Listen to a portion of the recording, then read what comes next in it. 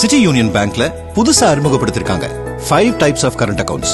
Start up, regular, silver, gold, platinum. City Union Bank. உண்மையிலே மிகுந்த மகிழ்ச்சி. புதுச்சேரியை பொறுத்தவரை 16 விழுக்காடு மக்கள் தொகை உண்டு. ஆதி திராவிட நலத்துறையின் மூலமாக முழுமையான நிதியை பெற்று அதன் மூலமாக பல நலத்திட்டங்களை பெற்று வருகின்றார்கள். 16 விழுக்காடு சிறப்புக்கு ஒரு நிதி திட்டம் முதல்ல அது இல்லை. ஆனால் புதுச்சேரியில் நம்முடைய அமைப்புகள் எல்லாம் கேட்ட பொழுது வேறு எந்த மாநிலத்தாலும் இருக்கின்றதா அப்படின்னு ஒரு கேள்வி. நான் போயிருந்தேன், கேட்டேன், இல்லை அப்படின்னு சொன்னாங்க.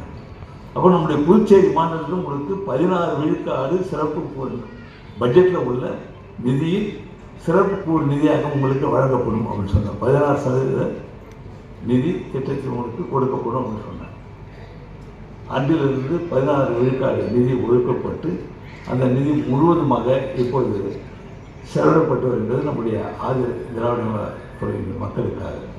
ஆட்சியில் உங்களுடைய பங்கு என்பது மிக அதிகமான ஒன்று. அப்படி இருக்கிற உங்களுக்குரிய திட்டங்கள் சில காவலர் கல்விகளுக்கு இருந்த திட்டம் தொடங்கப்பட்டது. அப்போது நிறைய குடிசை வீடுகள் பூச்சேரியில் இருக்கும். உங்களுக்கு நல்லா தெரியும் பூச்சேரியில் எப்படி குடிசை வீடுகள்லாம் இருந்தது, எப்படி குடிசை வீடுகள் அடிக்கடி எரியுன்றதும் தெரியும் உங்களுக்கு. அடிக்கடி தீ விபத்து, குடிசைலாம் எரிஞ்சு போச்சு சொல்லுவாங்க. நிறைய எரியுது, போய் பார்த்தா ஒன்றும் இருக்காது.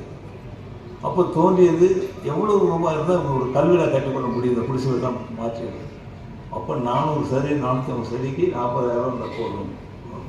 அந்த திட்டம் தொடங்கப்பட்டது பெருந்தர் காமராஜர் கல்வியை கட்டுகின்ற திட்டத்தின் மூலமாக.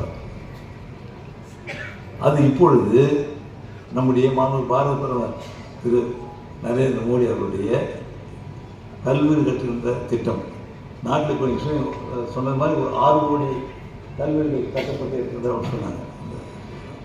அப்போது அந்த கல்வீடு கட்டுகின்ற திட்டம் இப்பொழுது விரிவுபடுத்தப்பட்டு பெருந்தர் காமராஜர் கல்வீடு கட்டுகின்ற திட்டத்தோடு இணைந்து 7 லட்சம் ரூபாய் நம்முடைய ஆதி திராவிட மக்களுக்கு வழங்கப்பட இருக்கின்றது, வழங்கப்பட இருக்கின்றது.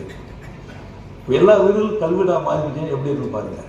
தீ விபத்து என்பது இல்லாமல் இருக்க முடியும். தீ விபத்து ஏற்பட்ட எவ்வளோ சிரமம்.